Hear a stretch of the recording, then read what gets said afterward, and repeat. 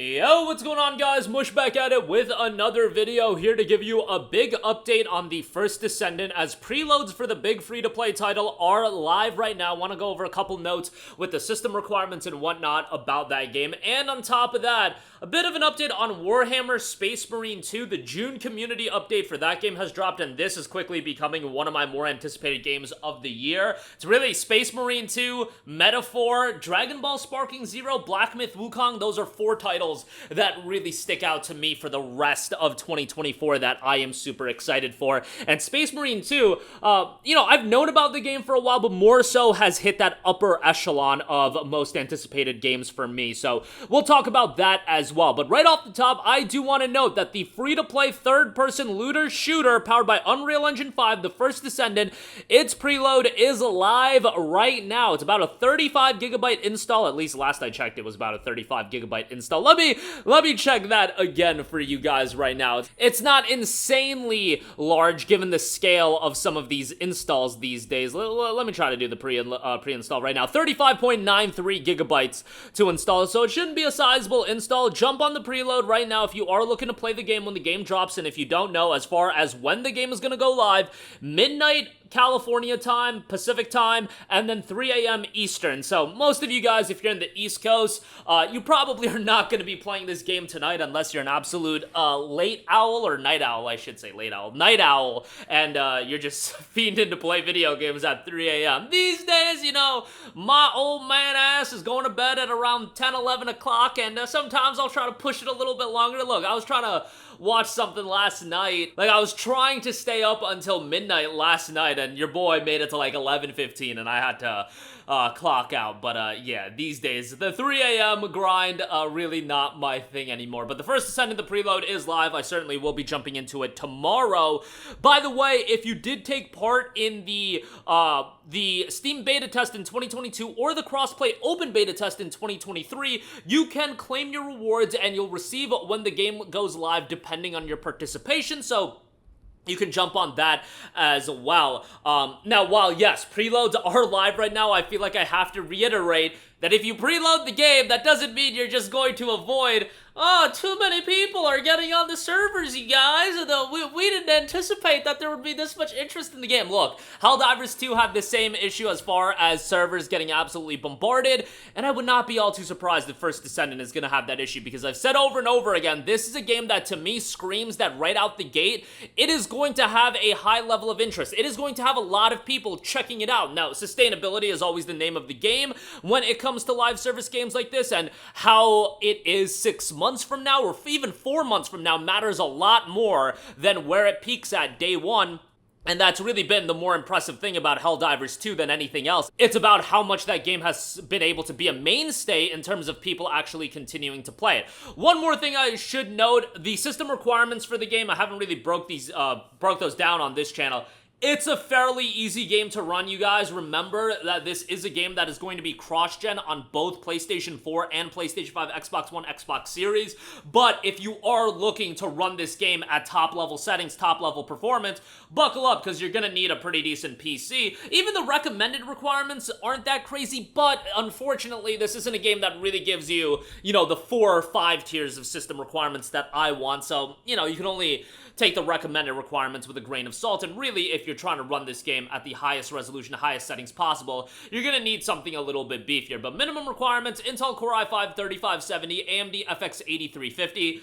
3570 is an iconic CPU. Really, the Sandy Bridge CPU is a little bit more iconic, but Ivy Bridge was pretty fire back in the day as well. And FX 8350, 8 gigabytes of RAM, GTX 1050 Ti or an RX 570, and then recommended, you're looking at an i7 7700K, Ryzen 5 2600X, 16 gigs of RAM, RTX 2060 or Radeon RX 5600 XT.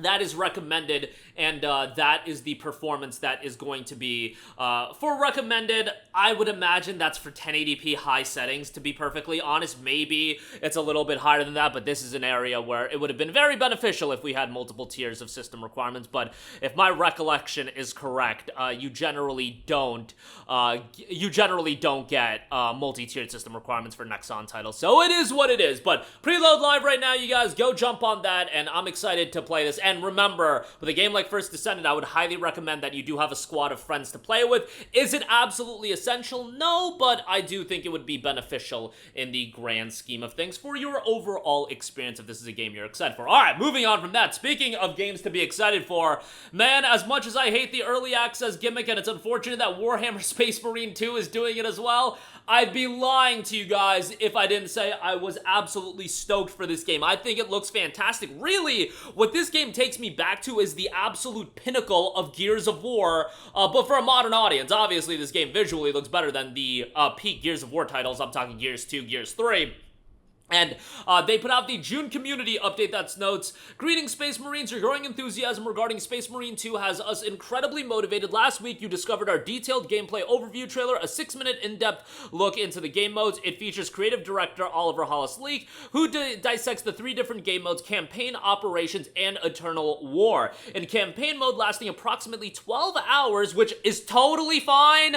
12 hours for a shooter campaign, I think, is perfectly serviceable, even if it's 9 to 10 hours, totally serviceable. You embody Lieutenant Titus right after the events of the first opus. Titus fights alongside the Battle Brothers, Acharian and Gadriel against swarms of Tyranids and Chaos. In Operations mode, you can play with 2 mates or solo in endlessly replayable PvE action, face swarms of Tyranids on 6 different maps to defend the Imperium. Last but not least, you have Internal War, fight in heated 6v6 matches in 3 different classic game modes, Annihilation, Seize Ground, and Capture and Control. Annihilation is team deathmatch. You have 2 teams compete against each other. Each takedown earns your team 1 point. First team to reach 50 points wins the match. Seize Ground is a domination mode. 2 teams compete to keep control of 1 zone that's moving throughout the match. Keeping control of the zone grants your team points. The winner is the team that reaches the total amount of points given. And Capture and Control is a King of the Hill mode. There are 3 specific zones in the arena, and each team fights to control them. Gaining and keeping control of a zone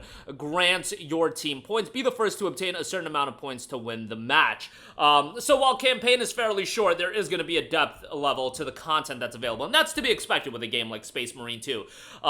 So how the advanced access works, I guess that is the verbiage that Steam uses. The Gold Edition, which is $90 versus $60 on the base game, advanced access will kick off on September the 5th, and the actual release of the game is September the 9th. So 4 days of early access if you do buy the Gold Edition and quote-unquote early access, advanced access, whatever verbiage you want to use. It's absolutely whack in my opinion, but these are what game developers are gonna do. And I believe this game is published by Focus Entertainment. I believe that Focus Entertainment is beginning to employ this on more and more of their titles, so it is what it is when it comes to that, but that's something that's going to become very, very common in gaming as a whole to push you towards buying the deluxe edition, the gold edition, everything like that. But that is going to do it for me. Again, First Descendant preload is live right now. Did a little overview of the system requirements. Shouldn't be too difficult to run. I'm just curious if you're trying to play this game at 1440p highest settings and get 60 frames per second, or even 4K, you know, what are the requirements for that going to be? We really don't know. And Warhammer Space Marine 2